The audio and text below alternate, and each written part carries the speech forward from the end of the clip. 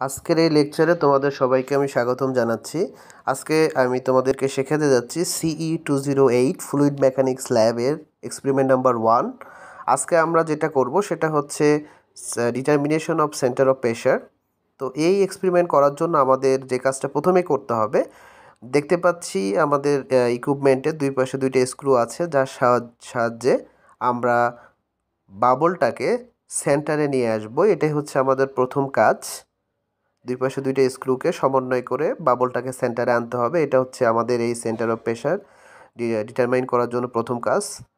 যেটা আমরা দেখতে পাচ্ছি এটাকে বলা হয় ওয়েট হ্যাঙ্গার, যেখানে আমরা বেসিক্যালি হচ্ছে ওয়েট দিব। দুইটা ওয়েট হ্যাঙ্গার আছে। তো এটাকে বলা হয় ভেসেল ট্যাঙ্ক, যার মধ্যে আমরা ডিস্টিল ওয়াটার রাখবো।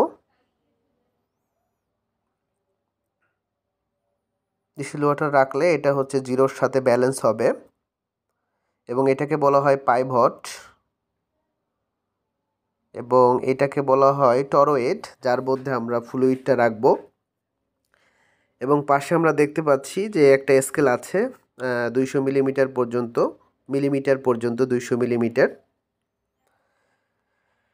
এবং এটা হচ্ছে পাত্র বলতে পারি, যার মাধ্যমে আমরা ডিস্টিল ওয়াটারটা ভেসেল ট্যাঙ্কে রাখবো। এটা হচ্ছে মেজারিং সিলিন্ডার 1000 মিলিলিটারের।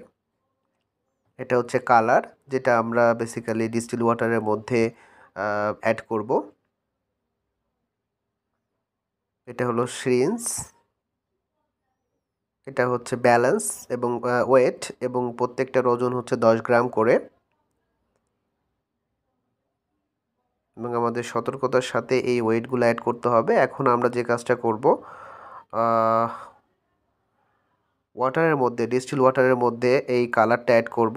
কারণ হচ্ছে আমাদের যে ইকুইপমেন্টটা আছে সেই ইকুইপমেন্টের কালারও সাদা এবং ডিস্টিল ওয়াটার বর্ণহীন। সুতরাং ফ্লুইডটা আইডেন্টিফাই করার জন্য আমরা এই কালারটা অ্যাড করে থাকি।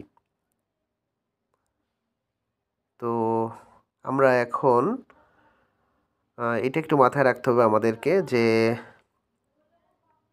আমরা যখন খুবই কম পরিমাণে কালারটা আমরা অ্যাড করব, 1 ফোঁটা মতো, কারণ এটা ডিফিউশন অর্থাৎ ব্যাপন প্রক্রিয়ায় খুব দ্রুত ডিস্টিল ওয়াটারের মধ্যে ছড়িয়ে পড়বে।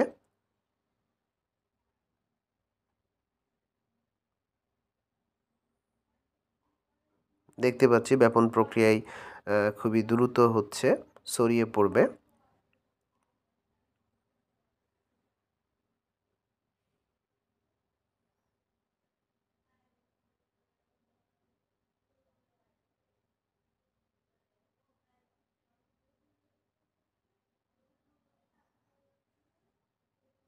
তবে এক্সপেরিমেন্টটা করার সময় আমাদের মাথায় রাখতে হবে, যদি ফ্যান অফ করে এক্সপেরিমেন্টটা করতে হবে।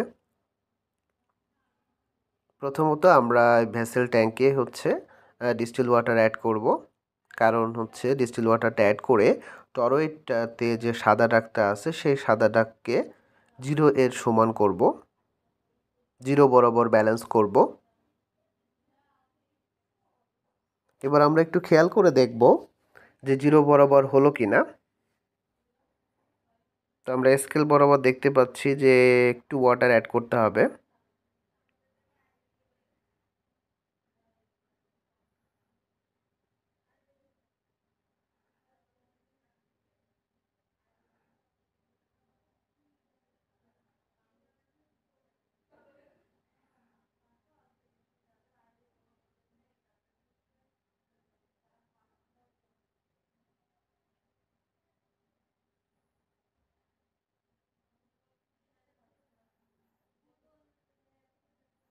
মাথায় রাখতে হবে আমরা ফ্যান অফ করে এক্সপেরিমেন্টটা করব। খুবই সূক্ষ্ম একটা এক্সপেরিমেন্ট, কারণ খুব বাতাসে কিন্তু খুব তাড়াতাড়ি হচ্ছে টরয়েডটা নড়াচড়া করে। তো মোটামুটি আমরা দেখতে পাচ্ছি যে 0 বরাবর আমরা ব্যালেন্স করতে পেরেছি।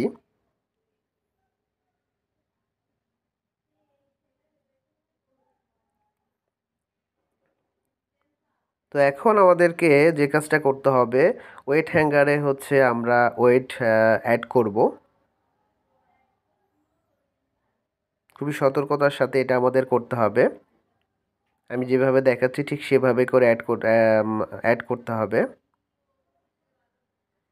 এবং প্রত্যেকটার ওয়েট হচ্ছে 10 গ্রাম করে, যেটা আমি বলেছি। এবং মোটামুটি দুইটা হ্যাঙ্গারে এক পাশে 3টা দিব আর এক পাশে 3টা দিব, অর্থাৎ 60 গ্রাম দিব।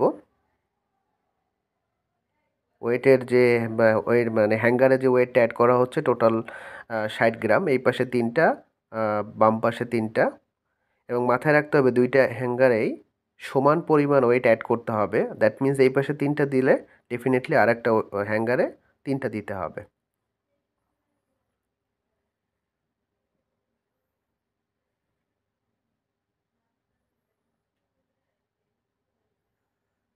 তো আমাদের দুই পাশে 6টা weight, that means 60 gram weight add করেছি হ্যাঙ্গারে। এখন আমাদের কাঙ্ক্ষিত কাজটা করতে হবে, ফ্লুইডটা টরয়েডের মধ্যে ঢালতে হবে। তো আমরা ঢেলে টরয়েডের সাদা দাগকে 0 বরাবর আনতে হবে।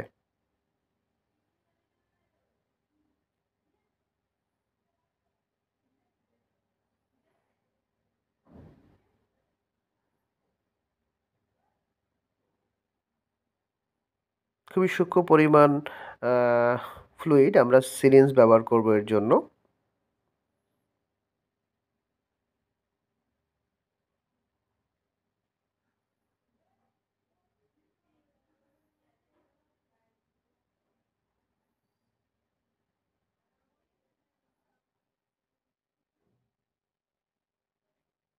তো আমরা এখানে কিছু ডেটা দেওয়া আছে আমাদের সেন্টার অফ প্রেশার ইকুইপমেন্টে। এটা হলো উইথ দেখতে পাচ্ছি, টরয়েডের উইথ দেওয়া আছে 75 মিলিমিটার। এরপরে আমরা দেখতে পাচ্ছি ইনার রেডিয়াস, যেটা হলো পাইভট থেকে এই পর্যন্ত 100 মিলিমিটার।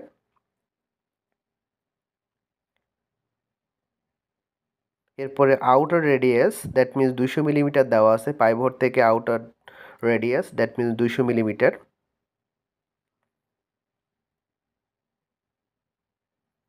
এরপরে দেওয়া আছে মোমেন্ট আর্ম, অর্থাৎ পাইভট থেকে ওয়েট হ্যাঙ্গারের সেন্টার পর্যন্ত ডিস্টেন্স হচ্ছে, দ্যাট মিন্স জেড, যেটা আমরা থিওরিতে পড়েছি জেড ভ্যালু, সেই জেড ভ্যালু দেওয়া আছে হলো 200 মিলিমিটার।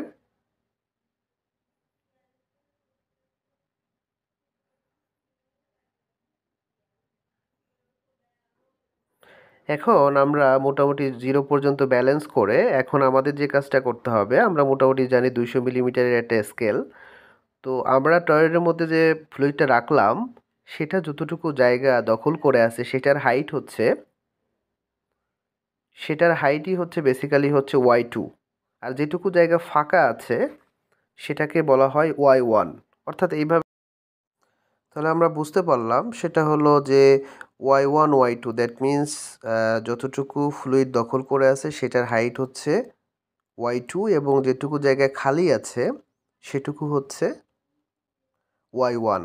তাহলে Y1 Y2 পেলে খুব সহজেই YP, that means centre of প্রেশারটা পেয়ে যাব। তো আমরা এখানে পরিমাপ করে আসলে যেটা পেয়েছি সেটা হচ্ছে 44 মিলিমিটার পেয়েছি। অর্থাৎ টোটাল হচ্ছে 200 থেকে উপর থেকে পরিমাপ করলে 156 দেখবো স্কেল বরাবর আছে। তো 200 থেকে 156 বাদ দিলে 44 মিলিমিটার খুব সহজে বের করতে পারবো। এখন মোটামুটি আমরা উইথ পেয়ে গেলাম এবং ফ্লুইডের হাইটটাও পেয়ে গেছি এখান থেকে। টোটাল হাইট হচ্ছে 100 মিলিমিটার। আর যতটুকু হচ্ছে ফ্লুইড জায়গা দখল করে আছে সেটা হচ্ছে 44 মিলিমিটার, দ্যাট মিন্স Y2। আর তাহলে ফাঁকা আছে 100 থেকে 44 বাদ দিলে 56 মিলিমিটার Y2টা পেয়ে যাব। ঠিক আছে, আমি যেটা দেখালাম সেটা হচ্ছে Y1।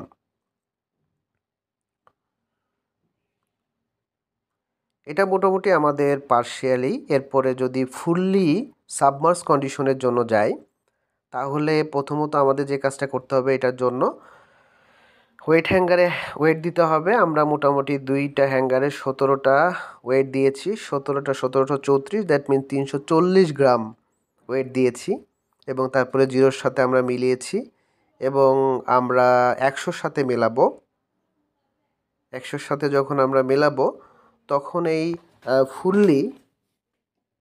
ফুললি সাবমার্স কন্ডিশনের ক্ষেত্রে Y1 Y2টা হচ্ছে Y1 বেসিক্যালি হচ্ছে ওয়াটার সারফেস থেকে রেক্টেঙ্গুলার পোর্শনের বটম পর্যন্ত হচ্ছে Y2। বটম পর্যন্ত হাইটটা হচ্ছে y2 আর y1 হচ্ছে